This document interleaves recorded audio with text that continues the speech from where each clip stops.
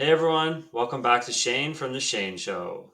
Today, I'd like to talk about different types of therapy, especially I would like to focus on somatic therapies as they've been proven to be the most effective type of therapies for things like trauma, depression, anxiety.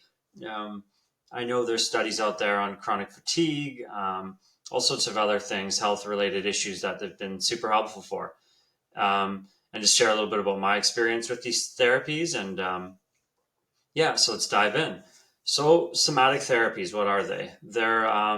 Soma means body, and somatic therapies are all about slowing down and getting out of your head and into your body and into your nervous system.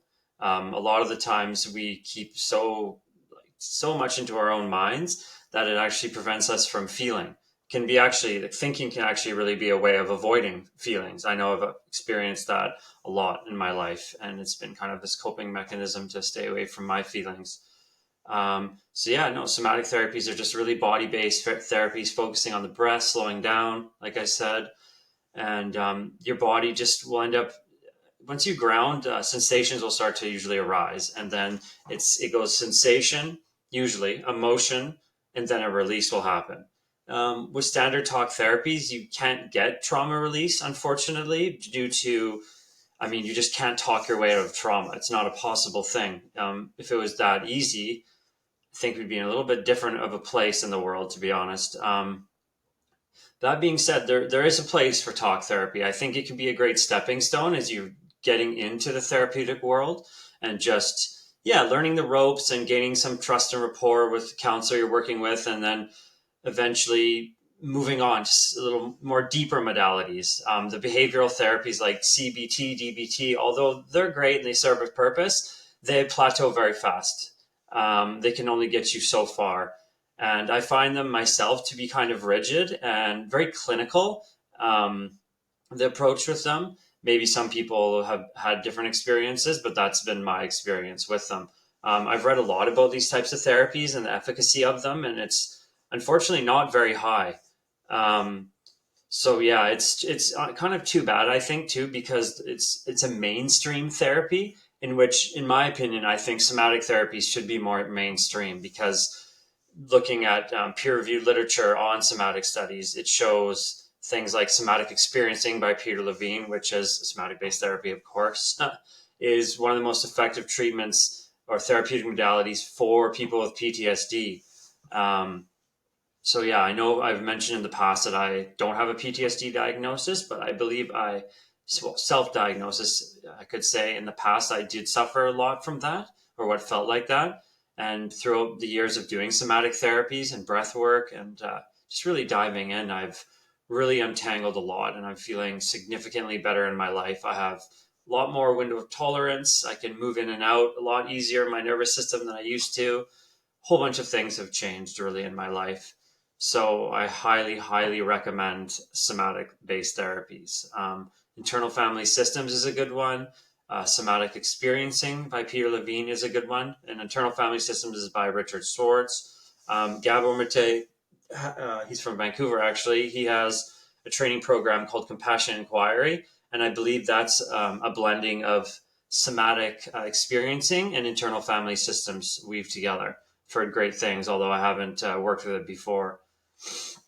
So, yeah, that's just a little bit of my experience with these therapies. And again, these are just my opinions, thoughts, and perspectives about things like talk therapy and somatic therapy.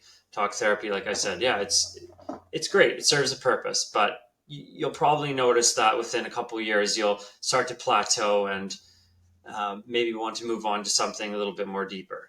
And that's completely normal. There's lots of things out there that you can research and dive into if you're wanting to do more body based stuff.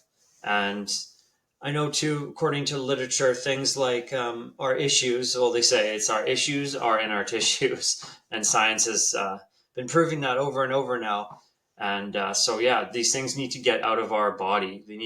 They're just stuck in there and they create this kind of like dark survival energy. And it just sucks our life force away, these traumas and these repressed emotions. So it's really important to get rid of them.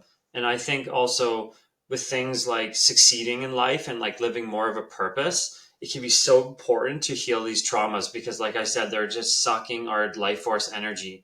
And usually, if it's bad enough, we have to cope with things like addictions, like obsessive gambling, smoking, drinking, drug addiction, whatever it is, pornography. And that also sucks our life force energy because we're using it to cope with these traumas.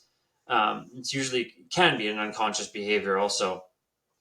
So that's another thing somatic therapies do address. They address the unconscious. That's where all our beliefs are. 95% of our brain functioning is actually subconscious. So all the beliefs and unmet needs and things that are instilled in childhood, they're still running that script. And you're attracting it in relationships and jobs and friends and all that. You're just going to keep attracting these people in your life who are going to reflect qualities of yourself or beliefs of yourself. Like say, I don't feel worthy. So then perhaps you're going to attract a lot of people in your life that are going to reflect that quality back to you until you've actually healed it, or as Carl Jung would call it, actualization, bringing from an unconscious level to a conscious level, bringing it from the dark into the light. And that's where changes really start to happen. And talk therapy doesn't necessarily address that all that much. It's more rooted in things like, behavioral therapies. And like I said, behavioral issues are manifestations of traumatic incidents more times than not. And behavioral therapy is telling you to think one way. It's not going to work, unfortunately. You can't just, think like that. Don't think those bad thoughts, right? You have to address the root of it. And cognitive behavioral therapies and talk therapies don't address the root. They're kind of a band-aid solution, just like a lot of the pharmaceutical industry. They're not interested, in my opinion, in a cure. They're interested in band-aiding the solution. Business model runs off profits. I mean, if you give someone the cure to the root, or whatever you want to call it, there's no business model anymore. If I give you, psilocybin mushrooms and your depression is gone in 3 months, well, I no longer have to prescribe you medication after that, right? I don't have to keep you on it for years. There's no profit really in that. I mean, there is, but I think you catch my drift. So a bit of a side tangent. But yeah, no, I think these therapies are great. Like I said, they all serve a purpose, and try what works best for you. And however safe you feel is really the most important. If you don't feel safe, the therapeutic relationship is not going to work. Your body's not going to bring out repressed memories and emotions and things like that for you to heal them. And just another thing I wanted to mention about repression and suppressing. When we are traumatized, we don't choose what emotions will be repressed. It just joy, happiness, anger, sadness. They all just get sucked down, and so these things they're holding you down. It's like, I like to use the metaphor of a balloon.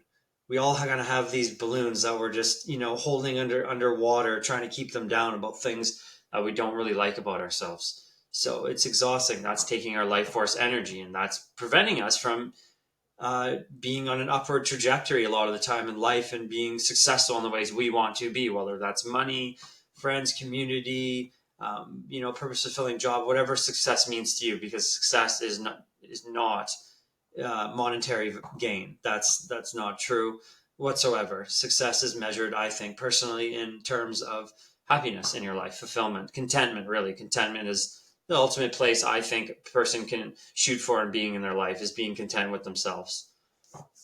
So I just wanted to thank everyone today for listening to my thoughts, perspectives, and opinions, and talking a little bit about the therapies. And I hope this video can serve of some good use to someone out there. I would, if you want to, if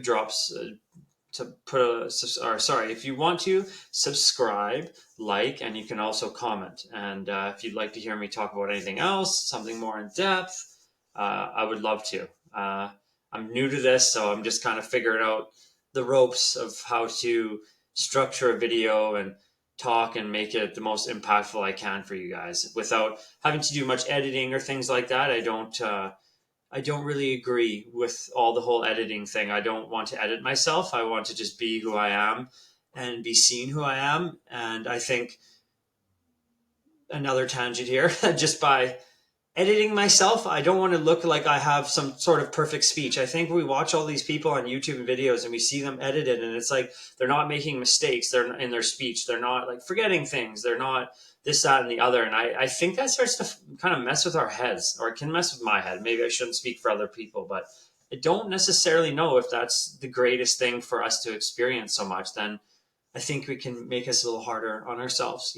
Why am I fumbling with my speech? Why am I forgetting this word or this, that, and the other? It's like, no, we're human, and I don't think we need to be edited. Well, that's just my opinion again. So, anyways, thanks for listening, guys, and we'll see you back for another episode.